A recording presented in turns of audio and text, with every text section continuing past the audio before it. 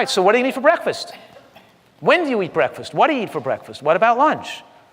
I already said lunch, you're probably going to, you might have a vegetable bean soup or a salad or something with a piece of fruit.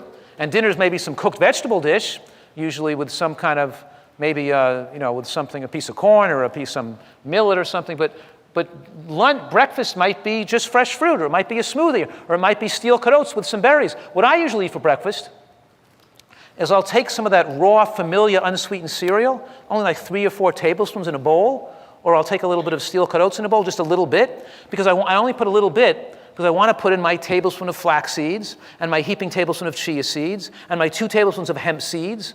So I just put 4 tablespoons of heaping stuff on there, and I want to have room to put in like a whole cup of strawberries or blueberries on there. I'll usually use wild frozen blueberries. If I put too much cereal in, I won't be able to eat all the berries and the nuts. So I usually take in just a little bit of cereal, and I'll put some soy milk or almond milk on top. And so that's what I typically might have for breakfast. Or I'll put something in a smoothie. I'll have some vegetable juice, or I'll have some vegetables in a smoothie with the nuts and seeds in there with a piece of fruit. Or I'll just sometimes just eat a piece of fruit for breakfast. I'll just have a papaya or a mango or something good, some cherries, just a piece of fruit, and like half an avocado, or eat a piece of fruit with a slice of fresh coconut, or just have some plain fruit, and that'll be my breakfast. Or I'll skip breakfast, and I'll go do some sports, or I'll go to the gym, or I'll go play tennis, or I'll do something else with just a drink of water, but breakfast is usually a little bit lighter. And when I come back from exercising, I'm going to probably eat some beans with my vegetable soup, or beans with my dish, or beans with my salad, or some kind of bean dish. Because I want lunch to be the heavier meal of the day. For me particularly, because I'm exercising usually in the morning, I want lunch to be my heavier meal, because it's healthier to make your dinner a lighter meal and make dinner usually earlier. So usually at dinner, I'm having more of a piece of fruit and some vegetable dish and a piece of fruit for dinner. So usually a less of a caloric meal than lunch. I'll have more nuts and seeds with my lunch. I want the lunch meal to be a little more caloric, because for most people, that's when they're at work, they're out of the house, they're more tempted to eat foods in their environment of things around them. When they're in their home, when you make your home a protected place where there's no unhealthy food to choose from, it's easier to make your dinner lighter.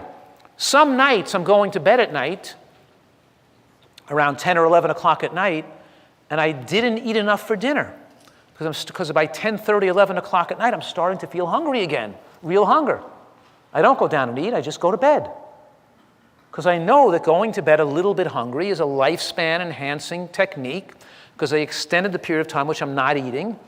I went 13 or 14 hours with no food coming in.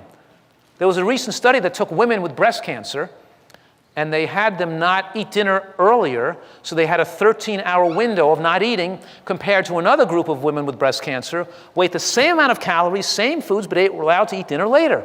And the ones that just finished an earlier dinner had a 26% reduced risk of dying of breast cancer and reduced risk of breast cancer recurrence, just because they finished dinner eating earlier and didn't eat late at night.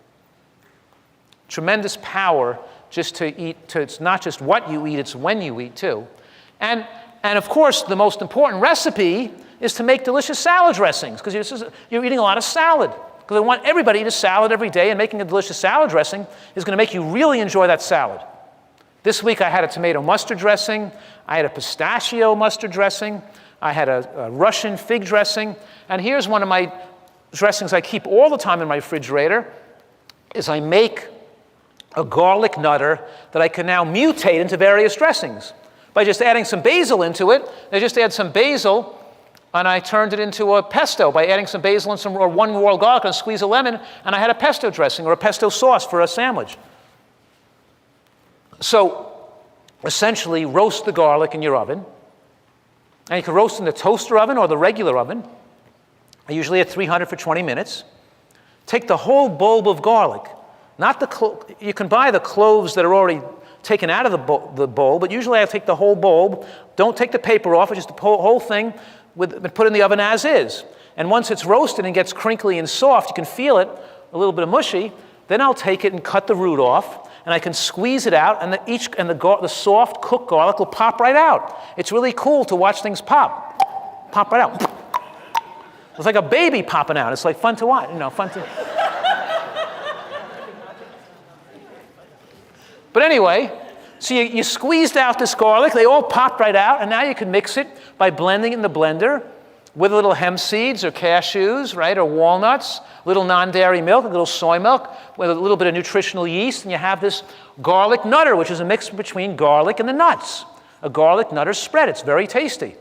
And now we have it there to spread. If I want to rush to a plane, I can take a whole wheat pita bread, mix the garlic nutter with some pesto and some lemon, spread it on the bread, put some roasted portobello in there, like a balsamic roasted portobello, with some sliced red onion, and a slice of tomato or some lettuce, or little slices of avocado, and I can seal it up with silver foil. I have my food packed for the whole day. Put an apple in my bag, and I'm set to go. Out the door, and I'm not going to be in California for 5 hours or something. I have something good with me, and some nuts and seeds, and maybe a couple apples in my bag. Because I don't want to be tempted to eat any kind of food that I don't make myself. That's made by, the junk food they have there. So you make this garlic nutter. It's great to have a spread instead of butter, and you can turn it into a garlic Dijon by adding some mustard to it with a little balsamic vinegar. Make a garlic Dijon with a little balsamic vinegar and mustard added. It's and a little bit of soy milk to thin. Or make a marinara to it by adding a little sodium, a marinara sauce or a red sauce or a pasta sauce or a tomato sauce to it, or tomato paste, a little balsamic vinegar or fig vinegar added to it. Makes a great dressing. So you just took a simple garlic spread and you made it into 3 dressings.